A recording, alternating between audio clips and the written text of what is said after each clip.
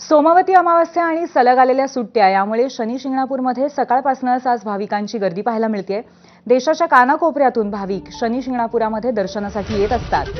दाट धुक्यात सकाळपासून भाविक शनी दर्शन घेत आहेत। या भाविकांशी बातचीत केली आहे आमचे प्रतिनिधी सुनील भोंगळ यांनी। शेवटची अमावस्या म्हणजे सोमवती अमावस्या असल्या कारणानं आणि सलग सुट्ट्यामुळे शनी शिंगणापूर या ठिकाणी जर बघितलं तर भाविकांची गर्दी जी आहे तर ती सकाळपासूनच झाल्याचं पाहायला मिळतं आहे। सोमवती अमावस्या निमित्तानं देशभरातून भाविक जे आहेत तर ते शनी शिंगणापूरमध्ये दाखल होत असतात आणि शनिदेवाचं दर्शन घेऊन जे आहेत तर ते आपल्या मनोकामना ज्या आहेत शनिदेवाजवळ मांडत असतात।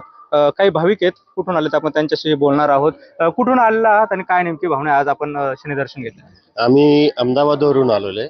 आम्ही दोघं जण आहेत। हे अशोक पटेल आहे, मी नंदकिशोर पवार। अहमदाबादवरून आलेलो आहे, सायकलवरती आलेलो आहे। आजचा आमचा हा 9वा दिवस आहे आणि सोमवती अमावस्या असल्यामुळे याच्या पाठीमागे असं आहे की तुमची 7:30 चालली जाते, त्या श्रद्धेने आम्ही इथं आलेलो आहे।